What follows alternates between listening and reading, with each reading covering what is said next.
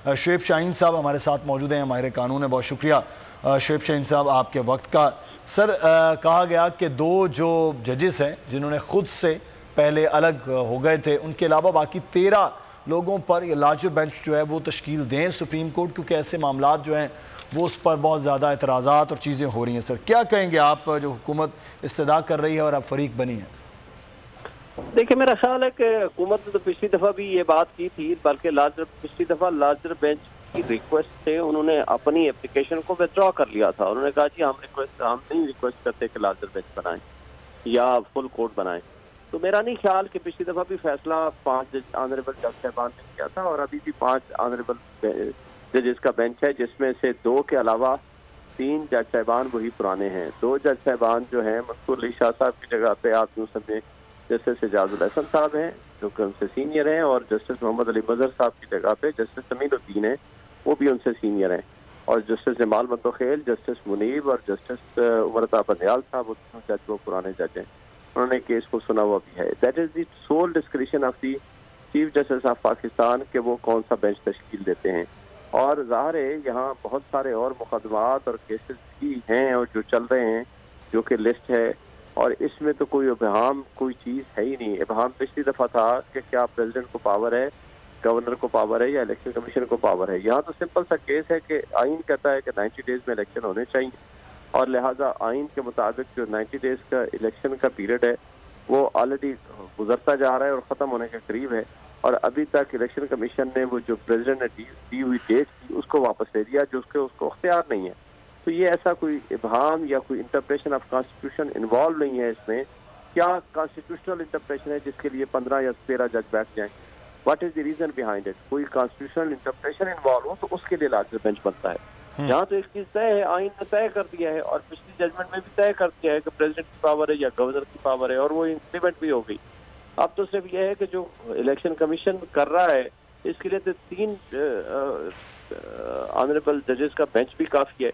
उसके लिए तो 5 मेंबर बेंच की भी जरूरत नहीं है कि भाई क्यों नहीं करते, क्यों आपके पास क्या अख्तियार है कि आप इलेक्शन कमीशन प्रेसिडेंट की दी हुई जो पावर है या जो दी हुई डेट है उसको आप चेंज कैसे कर सकते हो, और किस लॉ और रूल के तहत आपको ये अख्तियार दिया गया। तो मेरा ख्याल है कि इसमें तो कोई शेख साहब, लेकिन आज फिर उस दिन भी हमारी आपसे भी गुफ्तगू थी, आरिफ चौधरी साहब भी उस पर बात कर रहे थे कि जब जजमेंट आई उस पर साइन थे 5 जजेस के, लेकिन वजीर कानून आज हैं कि 4-3 से उस वक्त का फैसला था। तो ये इस किस्म का क्यों बात हो रही है कि जब फैसले में ही 5 जजेस के दस्तखत हैं, 2 एक तरफ थे, 3 एक तरफ थे, और आज फिर वजीर कानून इस मुल्क के वो फिर कह रहे हैं कि ये 4-3 का मामला था। असल में पाकिस्तान मुस्लिम लीग नून और पीपल्स पार्टी या पीटीएम की जमातें हैं, ये इलेक्शन कराना नहीं चाहती हैं, ये इलेक्शन से भाग रहे हैं। तो फॉर दैट पर्पज जब इलेक्शन नहीं कराना चाहते तो उन्होंने भाम पैदा करना है, उन्होंने कन्फ्यूजन क्रिएट करनी है, और कन्फ्यूजन क्रिएट करने के लिए उनके पास यही बेस्ट ऑप्शन है कि 2 ऑनरेबल जजेस जो ओपिनियन है उसको उठा करके वो कहते हैं कि 4/3 का फैसला है, जो कि गलत है। और दूसरी बात यह है कि इस बात को अभी छोड़ दें फॉर द टाइम बीइंग। हम ये देखें कि इस वक्त 5 रुकनी बेंच बैठा है, क्या इलेक्शन कमीशन के पास क्या अख्तियार है वो कहे मैं इलेक्शन नहीं कराता? वो उसने जो रीजंस दी हैं वो रीजंस गलत हैं, और अगर वो उसको चाहिए था कि वो सुप्रीम कोर्ट में आता और कहता कि जी मुझे इनको कहें, मुझे ये एम्पावर करें आर्टिकल 220 के तहत, वो हाई कोर्ट में चला जाता, वो सुप्रीम कोर्ट में आ जाता कि जनाब मुझे जो नफरी देनी है, जो फंड्स देने हैं, जो पैसे देने हैं, उनको डायरेक्शन दी जाए कि वो दें। तो वो अगर नहीं देते हैं तो उसकी बुनियाद बना करके आप खुद इलेक्शन को मुलतवी कर दें, जो कि आपको अख्तियार नहीं है।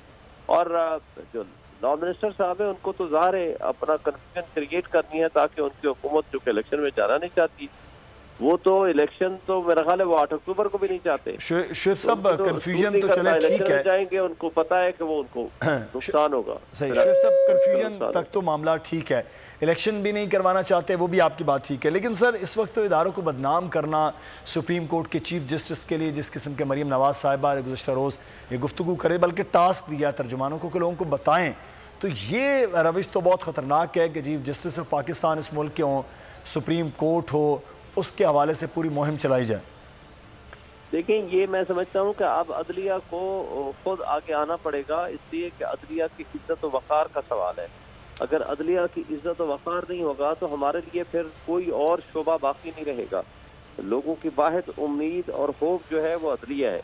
तो लिहाजा अदलिया को अपने इज्जत वक़ार के खातिर जुडिशल रेस्ट्रेंट का मुजाहरा अब नहीं करना चाहिए, इसलिए कि एक किसी शख्स या किसी की ज़ात का सवाल नहीं है।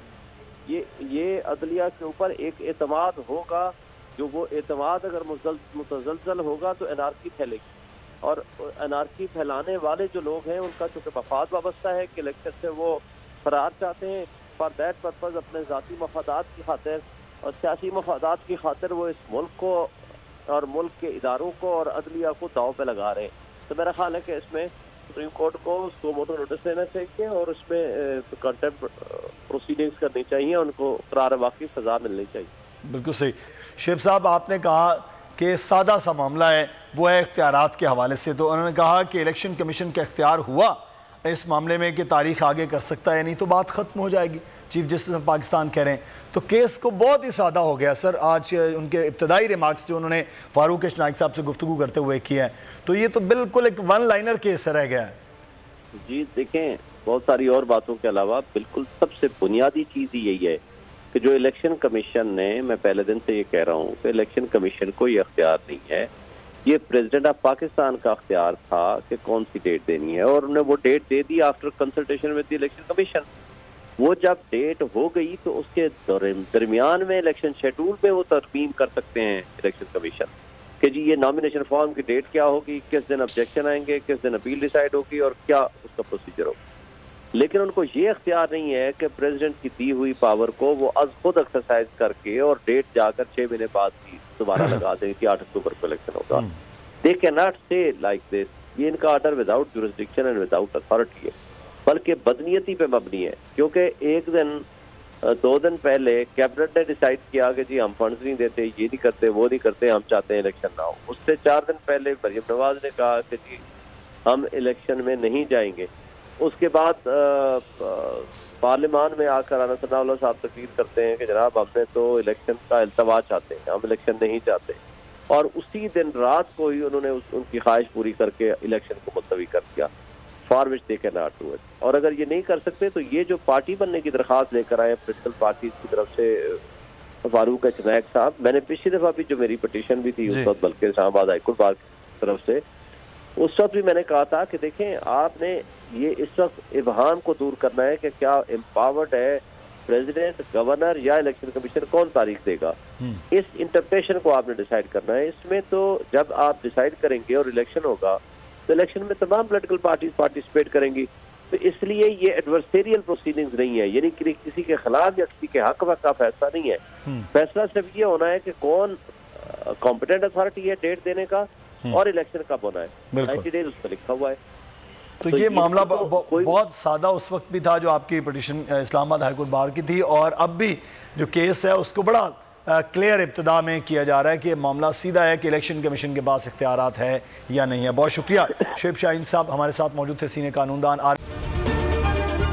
अगर ये वीडियो आपको पसंद आई है तो हमारे चैनल को सब्सक्राइब कीजिए और बेल आइकॉन को क्लिक कीजिए। तो नजर आ रहा है सामने लिखा हुआ है जुल्म मिटने के लिए 2 चीजों से मिटेगा भाई।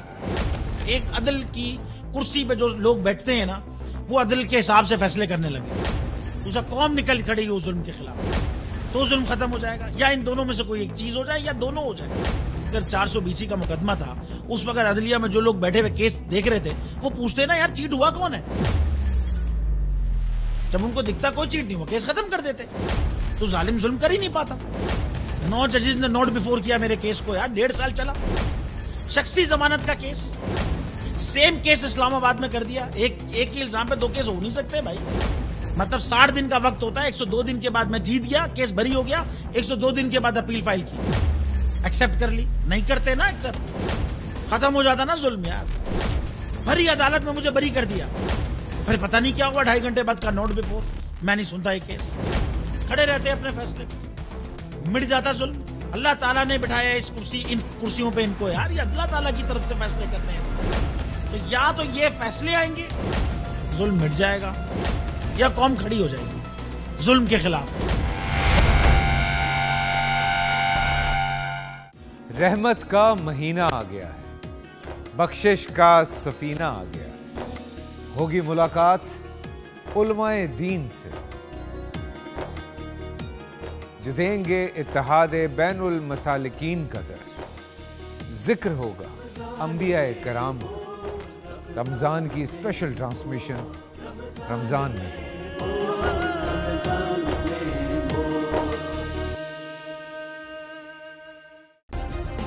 सब्सक्राइब करें और बेल दबाएं ताकि कोई खबर रह न जाए।